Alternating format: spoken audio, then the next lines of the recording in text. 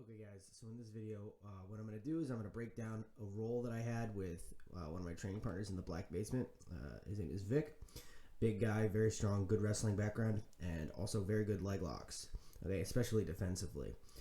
What you're going to see in this roll is me having to work through and solve certain problems that can inhibit our offense, especially in a double-seated 50-50 scenario, though there's also some leg lock offense against a standing opponent as well. Okay. Before I get started, I just want to shout out my training partner Vic. I'm going to put his bio in the comments down below, or rather in the description down below. I'm predicting big things for this kid. I think he has enormous talent. He's got strong wrestling background, and what gives me the most confidence about the fact that I think he's going to succeed is that I think as a coach, the number one thing you want to see in a young athlete, regardless of how athletic they are, is that they're seeking technical solutions to problems rather than physical solutions to problems. As you're going to see in these roles, Vic is fucking pretty yoked, okay? Especially compared to me. He's a couple weight classes above me, right? And he could easily just try to use muscle to solve the problems I'm presenting for him, but very clearly is not what he's trying to do. Okay, so if you're a coach, this is a characteristic I think you should look for in your students and try to embed it in your students as much as you can. Okay, when they look for technical solutions to problems rather than physical solutions to problems, that's going to pay off way more in the long run. All right, anyway, without further ado, let's get started with the actual analysis. Let me just mute this too. All right, so first thing first, take a look at my grips. Okay, I'm trying to elevate Vic here so that I can begin entangling his legs. As I go to do that, he lowers his base and he drives into me. So instead of looking to elevate him any further, what I do is I put my knee, my left knee, it's going to come towards my shoulder, and I'm going to use it as a frame against his ability to get a body lock. He wants his right arm over my knee so he can gain a body lock here. If I allow that, then he's probably going to pass my guard, right? He's going to get inside position on my hip. That's one of the worst things that can happen to us when we're playing guard from a defensive perspective, okay? So as a result, I bring my knee forward, and then I'm going to use my left hand to hold his tricep, or really hold his entire arm on my shin. Okay, see right here? See how I'm holding it in place? He can't go over it because I'm holding it, right? His right arm cannot go over my left leg because it's being held in place, right? There's a contrast of forces there between my left knee driving into his bicep and my left arm pulling on his tricep, all right? And my left foot is also pushing on his thigh, all right? So these things in conjunction allow me to retain my guard. I look for an arm settle there, but he does a good job blocking it.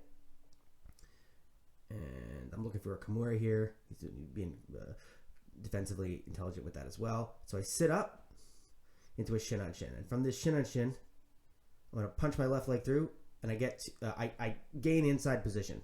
From here, you can't see it. What I'm doing is my left foot is a butterfly hook, okay? And now my right leg is going to come over the top of Vic's right leg here, and I'm going to go to a bottom outside ashi, okay? Now I'm going to bottom outside ashi. And now what happens here is whenever you're in this sort of a situation and you throw your right leg over the top, you have to be cognizant of the threat of the inside heel hook. Okay, this is a counter. You saw Cyborg did this recently against Kane and Duarte. I did a full breakdown on that in another video on this channel. So if you're interested, you could check that out. So once you're here, see there's a potential inside heel hook for Vic. All right, he could very plausibly expose my heel of my right leg and catch an inside heel hook. At first, I cross my legs to defend, but then what you see is going to happen. I'm going to open my legs and I hide the heel. Okay, ultimately, this allows me to move more. Keeping your legs crossed for indefinite periods of time, can that protect your heel? Yes, it definitely can. But the problem is you're locking yourself down and there's no movement. Without movement, you really can't generate offense, all right? So I open my legs so that I can generate offense, but to keep safe at the same time, I have to misalign things in such a way that inhibits his ability to gain a heel hook. Okay, here I do that by hiding my heel, pointing my heel towards his ribs, all right? Now what I'm going to do is I'm going to come forward and cross my legs. And my goal here initially was to throw his leg to the other side to gain a 50-50. But as I'm doing that, he turns the wrong way, okay? And it gives me the opportunity to expose his heel.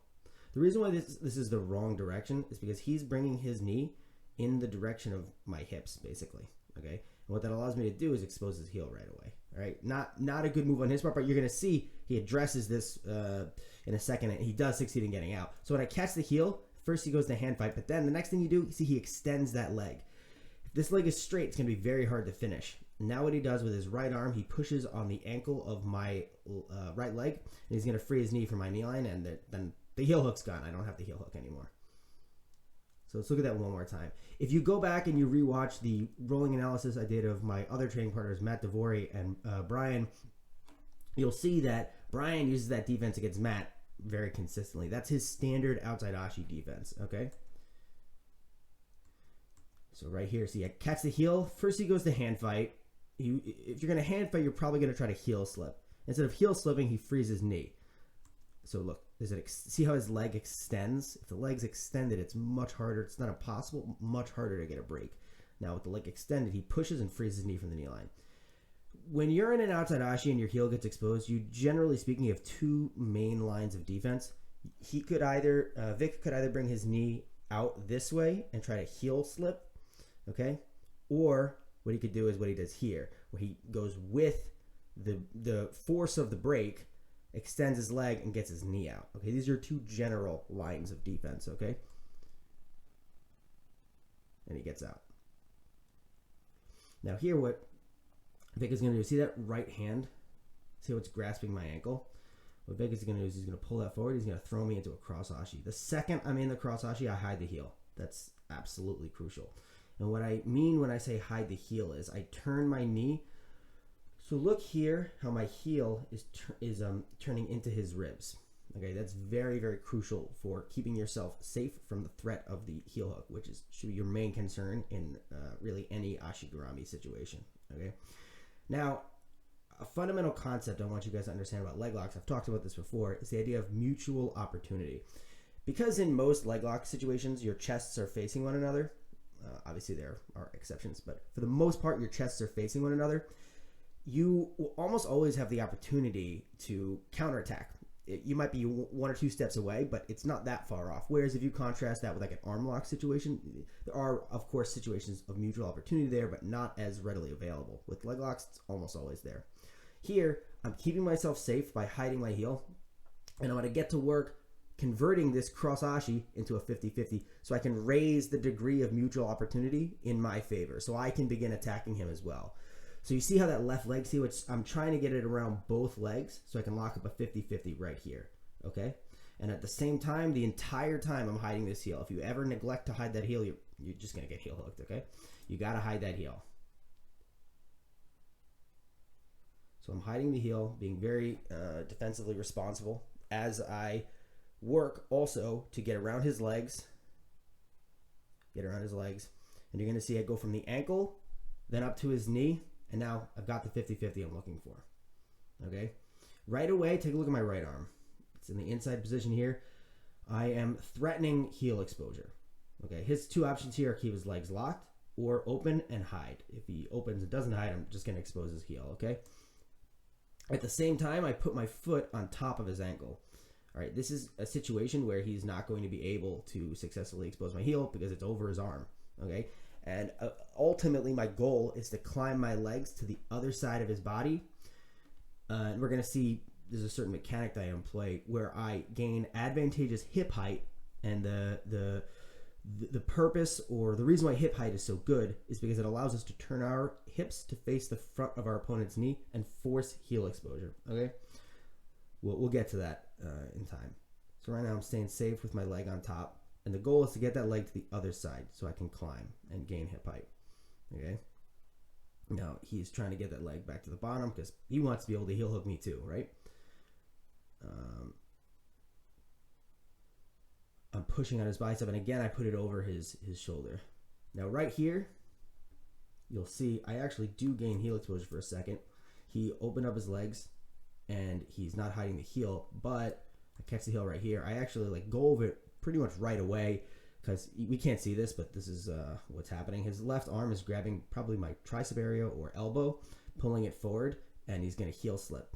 Because I don't have my legs on the other side of his body, and because Vic also is much, much stronger than me, my capacity to finish the inside heel hook here is not great. He's in a double-seated 50-50 scenario. The guy can come forward and hand fight and heel and toe slip, especially if he's a lot bigger and stronger than you. So I just let go. I didn't think I was going to get it, so I just let go. Maybe in a match I would have gone harder for it, but it doesn't matter here. So you're going to see, so I'm opening up my legs, hiding the heel, and I'm trying to, so see right there was really what I've been trying to do the whole time by getting my leg on top of his shoulder. So I start by hiding the heel, and then I get on top of his shoulder, and that allows me to pull the knee down so I can free my knee from his knee line and put my foot on his stomach. That's the first step towards gaining an outside senkaku and climbing my hips on top of his, all right? That's what I'm looking for. And there's obviously numerous ways we can do this, but this is just one way. This day, in this training session, I was really working this specific strategy of putting it on top of the ankle to get it across. So he does a smart thing there. So if you take a look at what Vic does with his right arm. So this leg here, he's holding with his left arm. Not the best grip though, and he knows that. So instead, he takes this arm and he's going to get an ankle lock on this leg. Okay, and he's now going to fall back to threaten the ankle lock. This does two things. First of all, even if I get my foot on his stomach, because he's ankle locking me here, I can't get this leg across to an outside senkaku, and quite frankly, I can't climb on top of his hips at all. I'm not going to be able to gain advantageous hip height, which is what I'm looking for in order to turn my hips to face the front of his knee to force heel exposure. Okay, he's blocking it, right? At the same time, he's threatening me with a submission. I have to address it, right? If I don't address it, I'm probably going to get tapped out. So I forget about my own offense, and I come forward and see he's opening up his legs. I could potentially expose his heel here, but he knows he's got a submission on me. I have to address that first before I start attacking him.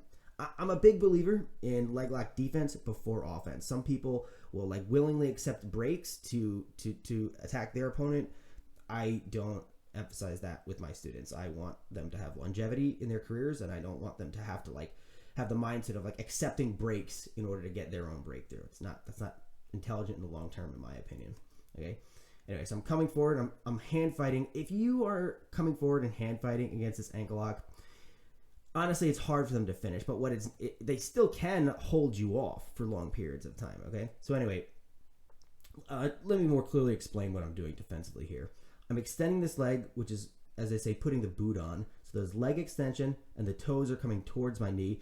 You can contrast that with a heel hook, right, where we're pointing the toes to keep ourselves safe from heel exposure. With an ankle lock, you're extending, and the toes are coming towards your knee.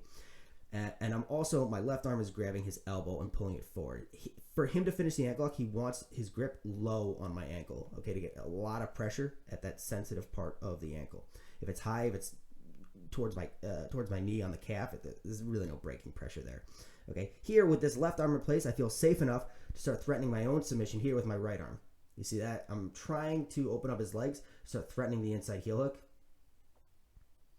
and he lets go because he probably felt like he didn't have anything.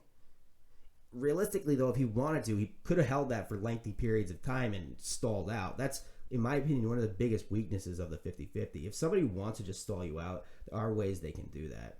So anyway, moving forward. Here, I come forward on top momentarily, and then come back down, again, looking to get that leg across. Here, finally, I succeed in getting the leg across. Let's break through what happens here. So look, first of all, I put my, it's kind of hard to see, but if I pause it right at the right moment, right there, okay. Look at my foot on his shoulder and bicep. This is very similar to as if I had it over his shoulder, okay? It's the same basic idea. Here, he's not going to be able to heel hook me. There's simply no opportunity for him to gain heel exposure with this arm. Now, what I'm going to do is I'm going to put my foot on his stomach, and then I try to throw this leg across to an outside senkaku, but he blocks it. That's okay. I'm going to bring the knee across. Even if I can't bring the ankle across, I can still bring the knee across in like an 80-20 type 50-50 variation, okay? I hate that name, but you guys know what I'm talking about when I say that. So anyway, and what I'm going to be able to do is, and this is the real key, okay, you're going to see this a few times during these rolls. My hips are going to be able to climb on top of his, okay? So right now here, I've gained the battle of hip height, okay? And as a result, I can turn my hips to face the front of his knee.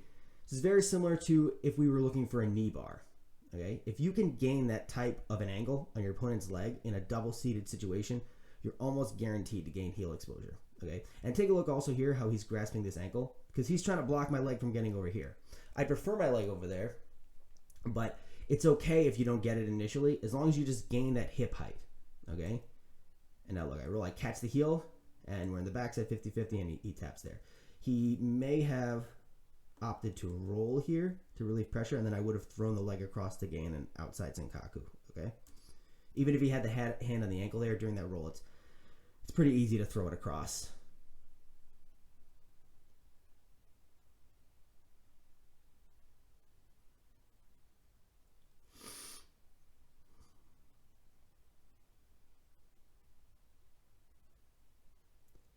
So here Vic's going to put me in a cross ashi. Again, I want you guys to take note of how I'm hiding the heel the whole time.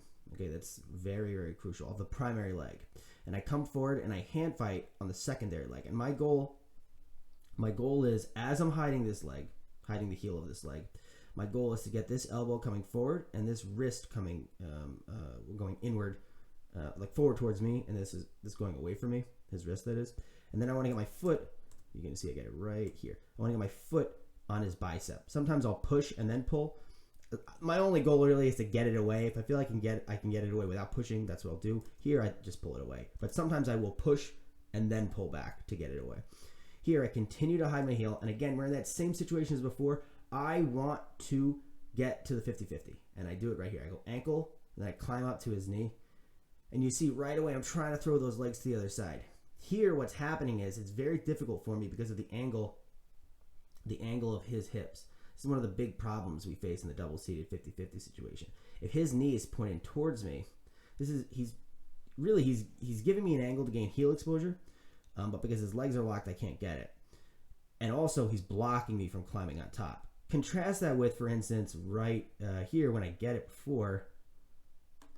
Look, here he's turning out, which is what he should be doing defensively. Okay? The trouble is, if you're going to turn out, you want to make sure he can't, like here my knee is on the inside. That gives me the ability to climb on top of his hips by throwing this leg over the top. Okay? If his knee was pointed this way, he'd be blocking me from climbing on top, but he'd also be exposing his own heel because his legs are open. Okay, contrast that with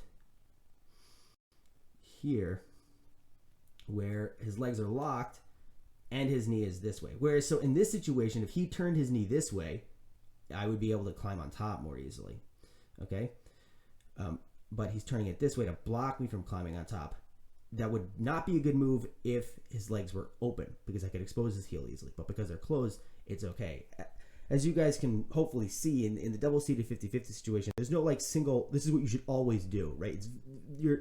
The correct response in a given situation is highly context specific. There's so many different variables you have to take into account, okay? So yeah, don't ever look for like what is the one right answer no matter what. There's so many different things that can change what you should do in a given situation. I think this defense that Vic is employing right now is very intelligent. It blocks me from climbing on top, and at the same time, it's very hard for me to gain heel exposure, so I would consider that successful. And as you see, I'm pretty sure he gets out here. No, all right, well, but he didn't get tapped. We're still in the double-seated 50-50. He didn't get out, but he didn't get tapped.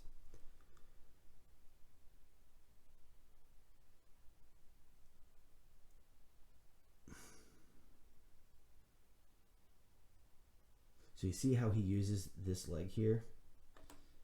Okay, both of us are really constantly using our secondary leg to push on the arms. See, I'm looking for the heel here. He's pushing on my arms, making it very difficult. So I catch the heel there. He does a great job heel slipping. See that right there. Look, I catch the heel because he's turning the wrong way. But because we're in this double-seated 50-50 scenario, if my legs are on the other side, probably going to get the finish here. But because my legs are on this side, he can come forward, he can hand fight, and he can also use this secondary leg. Look what he does. He's going to take his toes and he's going to push, and he can heel slip. And I lose everything. And then he locks his legs to protect his legs once again. Okay? Now here he's doing a good job threatening me. He freed his knee from my knee line, but then I pulled it back in. He's fighting hard to open up my legs. See, he just did a good job again, freeing his knee from my knee line, trying to get his legs to the other side to gain that hip height. Yeah, I remember in this roll at that moment I was like, oh shit, this is getting deep. See how I'm trying to climb to gain that hip height? Does a good job threatening like a lens lock here on my secondary leg, which is like a lens lock is like a variation of an esteem lock. All right, so this is another roll between us.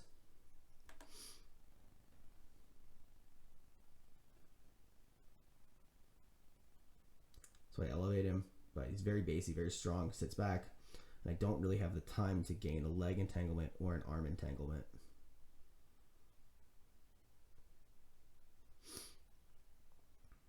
And so I'm gonna go backwards, come up, look for a front headlock.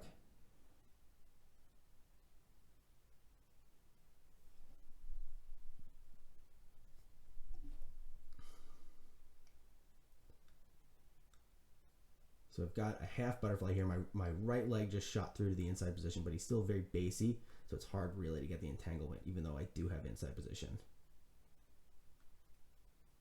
What's gonna happen here is I look to elevate again, I shoot that leg through, I grip behind his knee. That's gonna be very key. That's ultimately what's gonna let me get my I got a standard straight ashi there. So if you see what happens, when people are pulling back really hard, one thing you can do is when you elevate, you can grip behind the knee right away. So my left hand is behind his knee. So watch what happens to my left hand, guys. Behind his knee, grip right there, as I'm shooting this leg through. Now there is a risk with that grip, okay? Because when you make the grip, your elbow is always gonna drift from your torso. There is the possibility of the guy looking for a rolling kimura on you. So I want you guys to be cognizant of that risk when you make this grip, all right? But that shouldn't dissuade you from using it altogether, right? Just be aware of it, all right? Now here, with that grip, I'm able to pull myself in deeper, and I get my foot on his hip, and then I pummel my left foot to a butterfly hook, and then my right legs are going to come over the top. I had the heel. It's the same exact pattern that we saw before, okay, in the last roll that I had with Vic. And you see, again, he's threatening that inside heel up, and I'm forced to hide the heel, okay? I throw it to the other side, and I gain the 50-50. Same basic pattern as before. See, I'm trying to get that leg to the other side. I pull it back, push on the bicep, try to get it to the other side, always looking to hide it. All right, I want to get both heel exposure and my legs on the other side of his body. That's ultimately what's going to allow me to get the heel hook at a much higher rate than if I only had the heel exposure.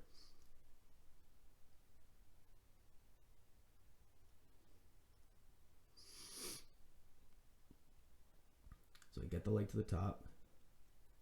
Now it's all about using that secondary leg, my left leg, to push and pull to get this leg back. And he knows that, so he's controlling it with this arm. Okay, smart move on his part. Okay, so here, I'm safe, but he's also pretty safe too. 50-50 double-seated battles are oftentimes very slow battles if both people are good. There's a lot of patience and timing and deception involved in them.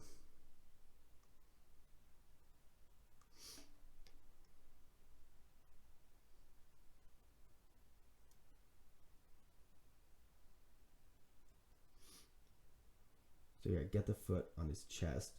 And see that right there? I tried to climb on top, but it did not really work because he saw it coming. Look what happened. So right now, he's hiding his heel. He's turning out. That's a good opportunity then to climb on top. But look what happens as I go to climb on top.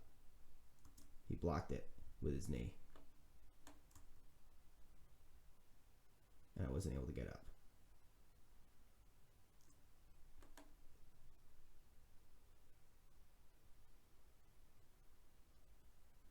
So right there, that's a good sequence. Take a look at the right leg here.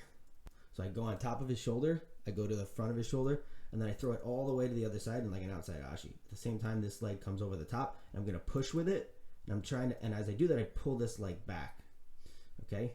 But he's doing a really good job with his right arm fighting this, and using his knee. See how he turned the knee there? He did that. Basically now this is a shield keeping me from getting on top.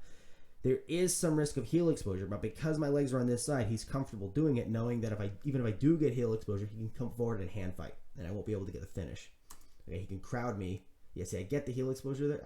I think I got it for a second, but I probably just let go, knowing I probably wasn't going to finish there.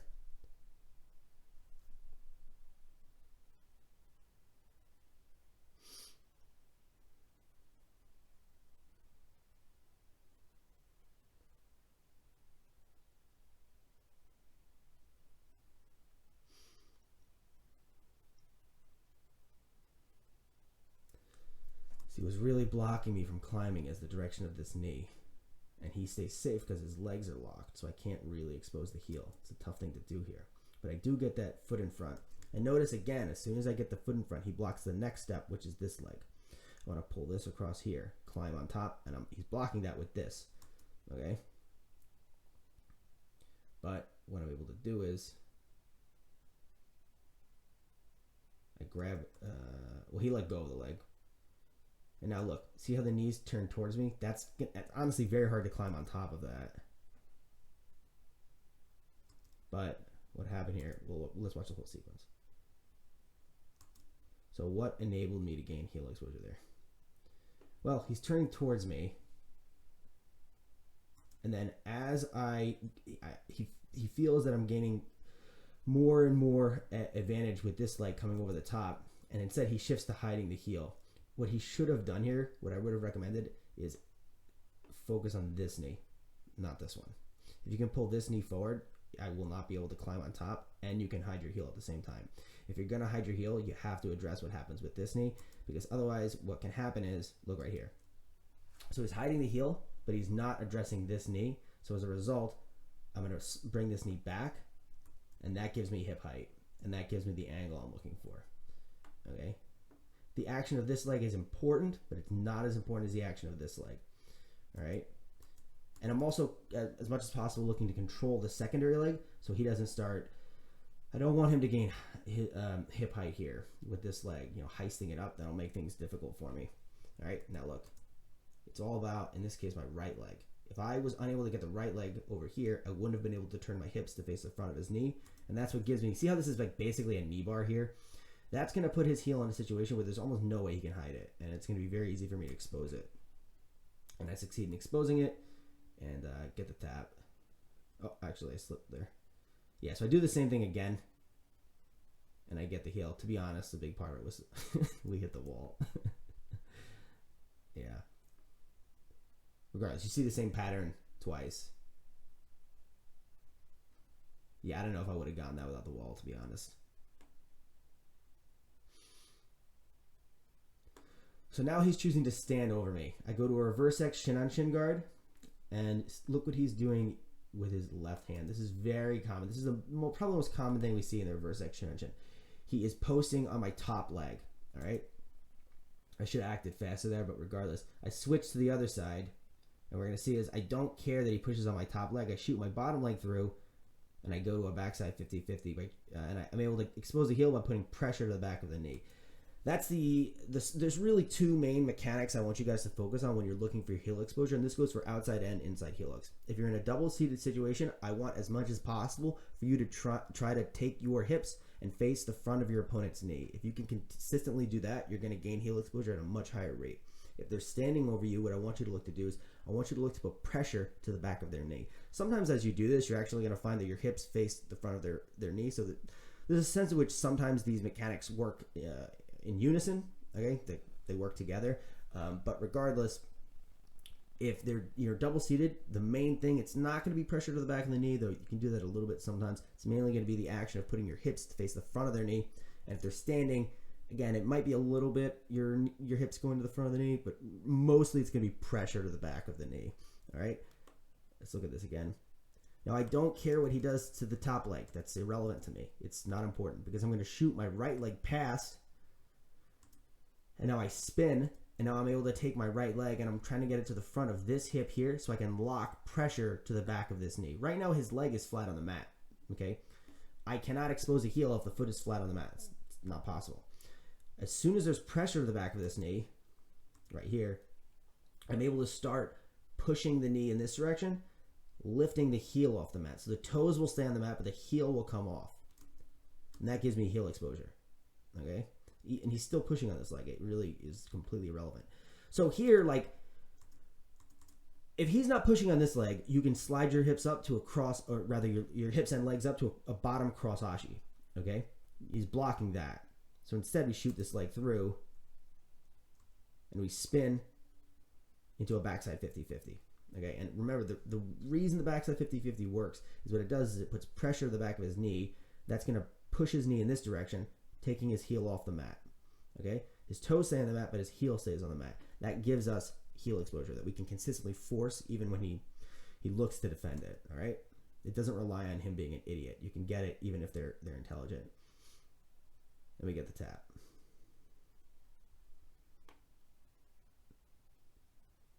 Yeah, one more good sequence. All right, so here he gets me in cross ashi. I'm hiding the heel. I'm rolling, and it's that same thing we've seen a few other times. I have a full video of this movement on this channel. Definitely go recommend that if you're interested in what I did there.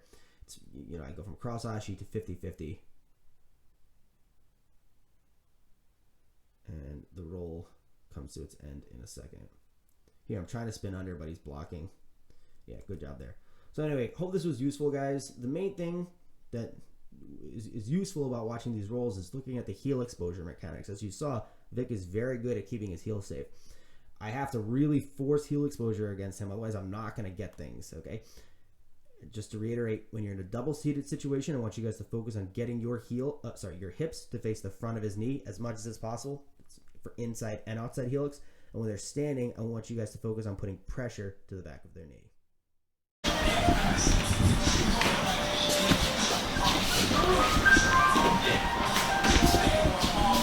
Oh, wow, this is 3 at a time. Oh, okay. 3 at a time? No, 3 at a time. 4 of you, 1 block. Nah, already. 3's already.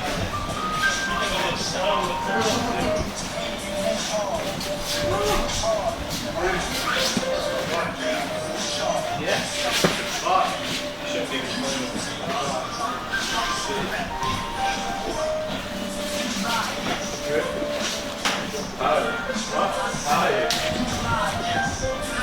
What can I do?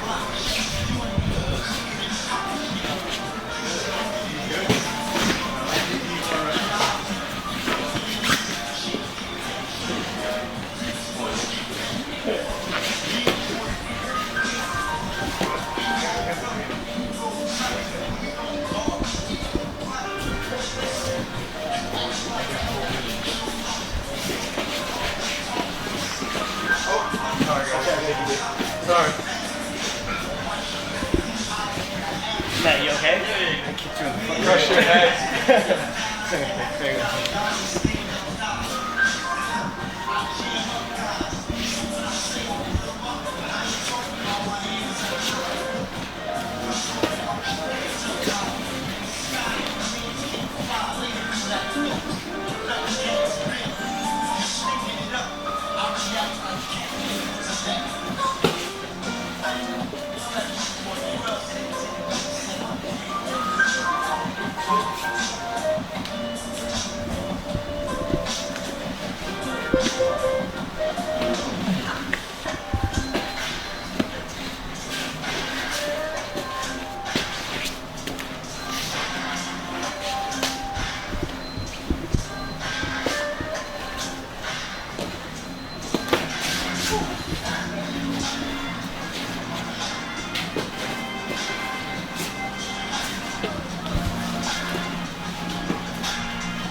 Let's just rotate.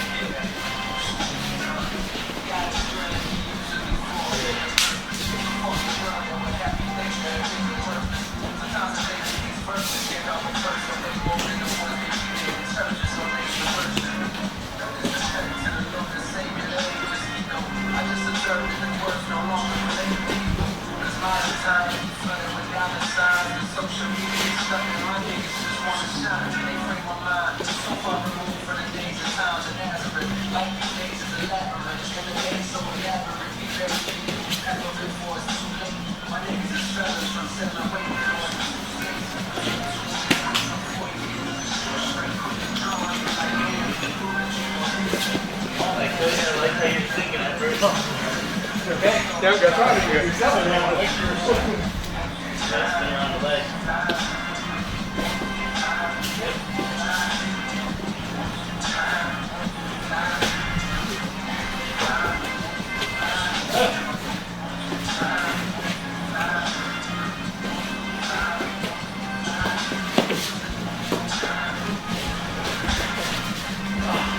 Miss guts.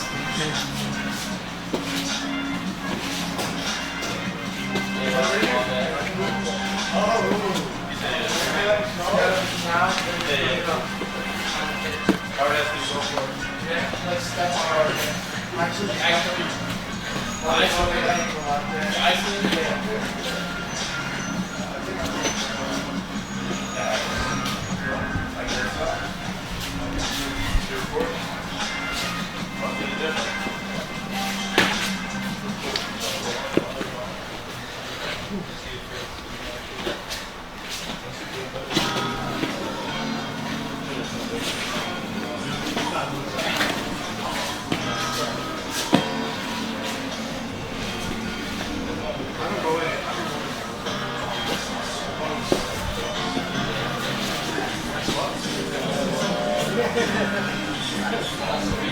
Yeah, no, you actually had a nice dude.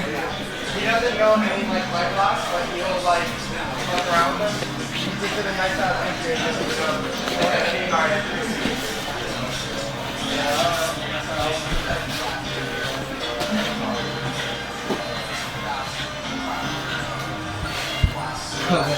Good job, dude. That was great.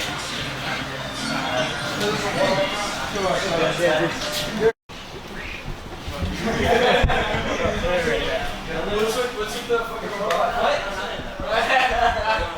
It's the guitar. We call it like looking. We call it. It's definitely bonk ahead. Yeah.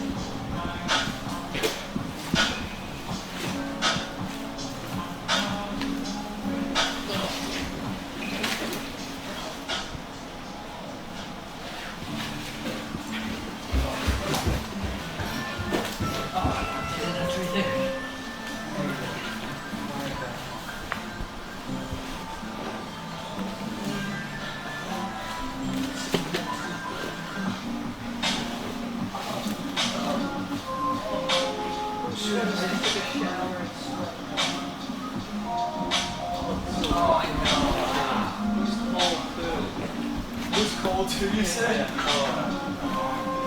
I don't know, Mom. I just know that. Something is going cold. I got a mouthful around sweat off his rash. Oh, I did. You did that to me. You were leaving over. Waterfall. I was like, I'm not wrong by the end. I wanted to tap to that.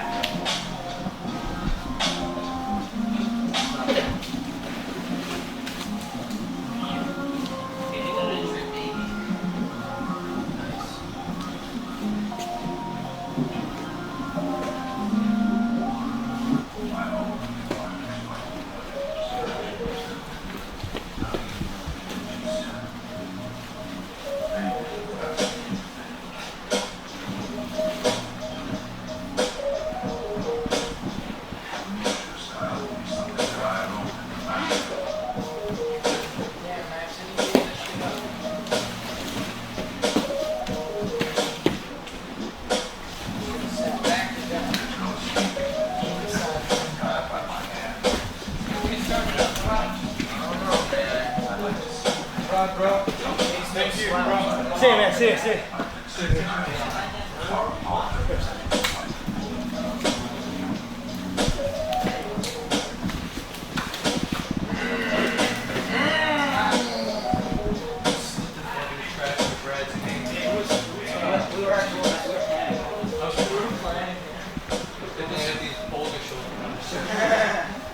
Been working with the draws or something. Yeah, baby.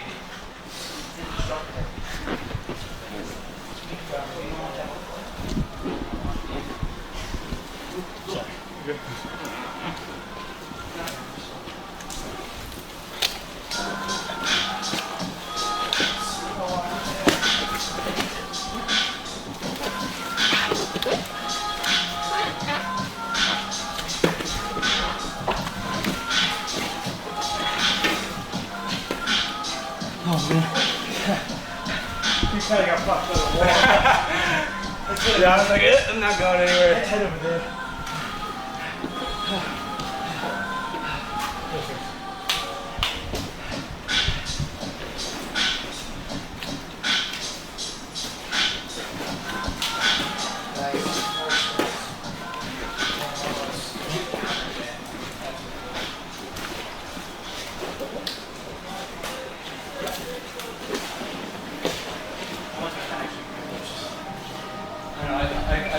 I felt you coming back and I was like,